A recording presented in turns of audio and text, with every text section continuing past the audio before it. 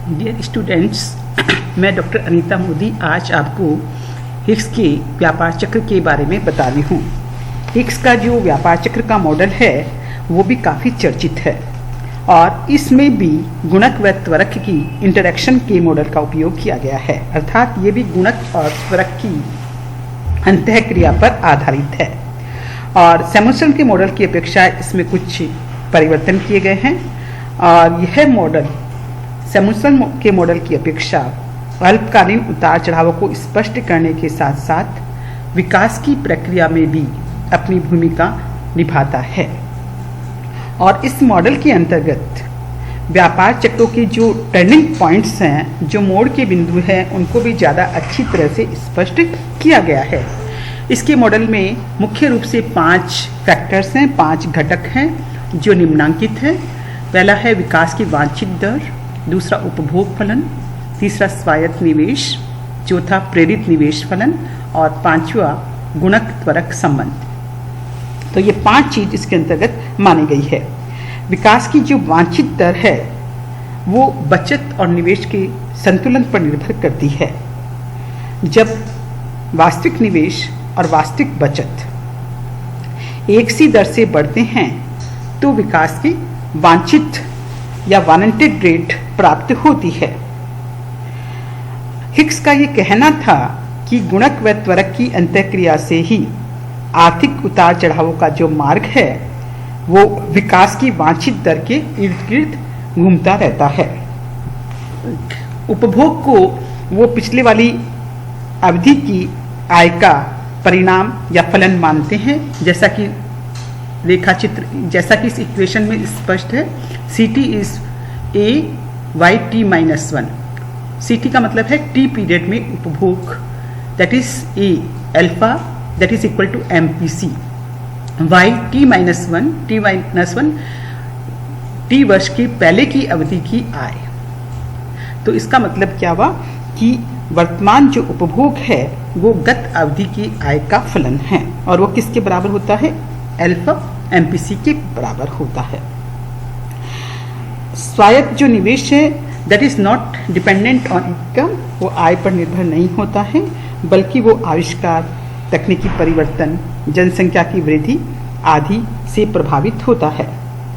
त्वरक प्रेरित निवेश पर आधारित होता है और गुणक से मिलकर आर्थिक जो मोड़ हैं, जो टर्निंग पॉइंट्स हैं, उनको ऊपर की ओर ले जाता है।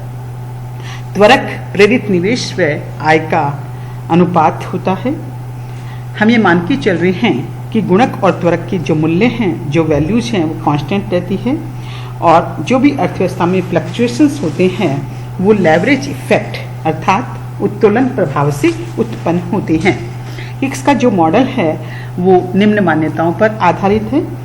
पहली जो मान्यता है, ये माना गया है कि अर्थव्यवस्था गतिशील है, जिसमें स्वायत्त निवेश एक स्थिर गति से आगे बढ़ता है और आर्थिक प्रणाली एक गतिमान संतुलन में रहती है।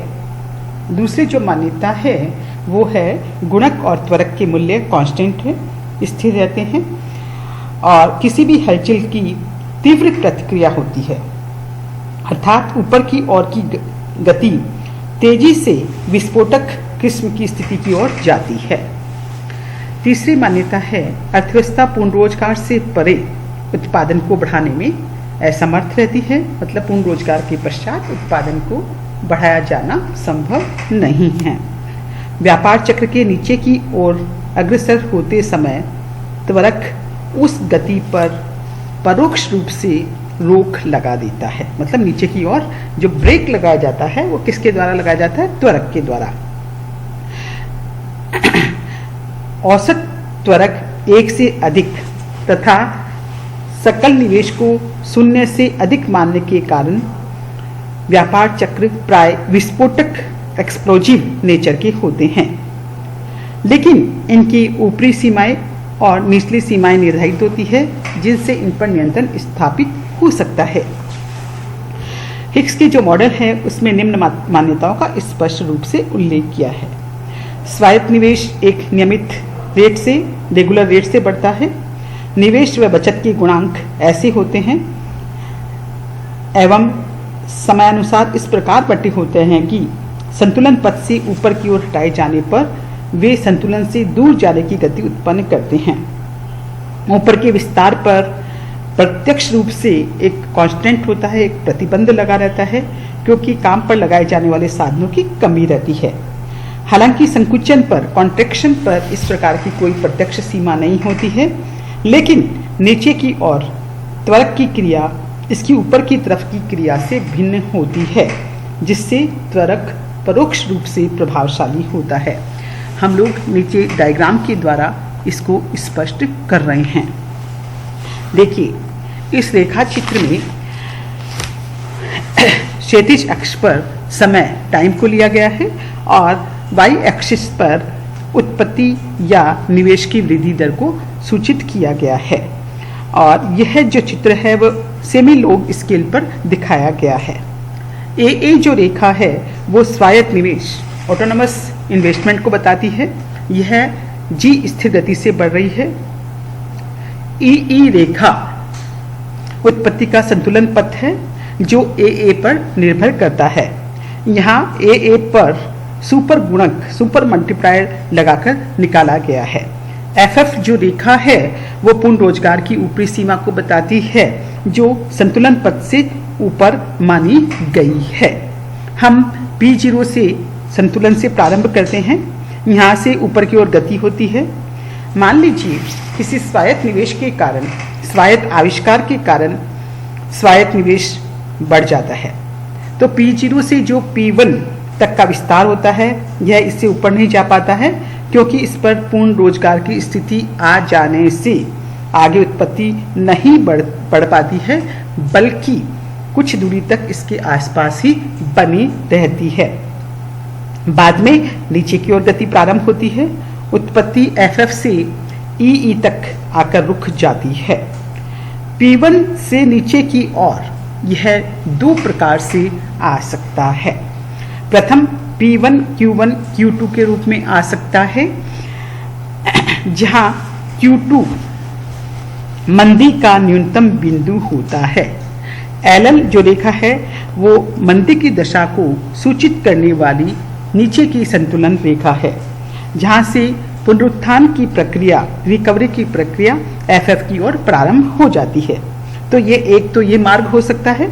दूसरा जो मार्ग है वो हो सकता है P1 Q1 और स्मॉल q। दूसरा मार्ग ये हो सकता है, जिसमें गिरावट तेजी से होती है। इसमें गिरावट का दौर अभी समाप्त नहीं होता है। इस प्रकार इसके व्यापार चक्रों के विश्लेषण में भी गुणक व त्वरक का उपयोग किया गया है। उपयुक्त जो विश्लेषण हमने किया है उससे बिल्कुल स्पष्ट है कि ऑटोनोमस इन्वेस्टमेंट एक एक्सोजीनियस बाह्य वेरिएबल है, फैक्टर है। यह किसी भी उत्पत्ति या आमदनी पर निर्भर नहीं करता है, बल्कि जो स्वायत्त निवेश है वो आविष्कार, जनसंख्या की वृद्धि आदि पर निर्भर करता है। स्वायत्त निवेश से गुणक के माध्यम से रोजगार व उत्पत्ति में वृद्धि की प्रक्रिया चालू होती है। इसके विपरीत जो प्रेरित निवेश है, इंड्यूस्ड इन्वेस्टमेंट है, वो एक एंडोजीनियस फैक्टर होता है, क्योंकि ये आमदनी की परिवर्तन का प्रभाव प्रेरित निवेश के रूप में प्रकट करता है। इसमें किसका योगदान होता है? त्वरक का। इस प्रकार से स्वायत्त निवेश गुणक के माध्यम से तथा प्रेरित निवेश त्वरक के माध्यम से व्यापार चक्र को उत्पन्न करते हैं। तो हिक्स ने व्यापार चक्र के जो ऊपर की और नीचे की टर्निंग पॉइंट्स हैं उनका विश्लेषण इस प्रकार से किया है।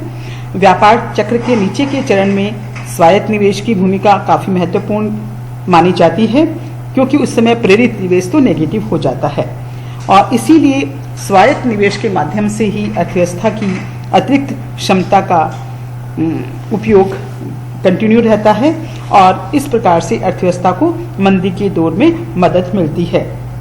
स्वायत्त जो निवेश है वो ही गुणक के माध्यम से अर्थव्यवस्था को विस्तार की तरफ ले जाता है और आगे चलकर त्वरक की वजह से यह विस्तार और बढ़ जाता है। ऊपर की तरफ की मोड़ बिंदु की स्थिति है वो ज़्यादा कॉम्प्लेक्स है। गुणक और त्वरक के संयुक्त प्रभाव से अर्थव्यवस्था में उत्पादन की ऊपरी सीमा के बाद आगे का विस्तार रुक जाता है। गुणक व त्वरक की क्रिया से इस ऊपरी सीमा को आगे नहीं बढ़ाया जा सकता है। इस प्रकार पूंजीवादी अर्थव्यवस्था में विस्तार के पश्चात संकुचन कॉन्ट्रैक्शन आ जाता है। हिक्स का मानना है कि तकनीकी परिवर्तन व जनसंख्या की वृद्धि तथा पूंजी के स्टॉक को बढ़ाकर अर्थव्यवस्था को विस्तार के पथ पर रखा जा सकता है। तो इसकी आलोचना क्या है? इसकी कुछ आलोचनाएं भी की गई है। कोल्डोर अर्थशास्त्री बताया है कि हिक्स के मॉडल की सबसे बड़ी कमी क्या है कि इसके अंतर्गत त्वरक के कठोर रूप को, रिजिड फॉर्म को शामिल किया गया है, जो कि ज़्यादा उपयुक्त नहीं है।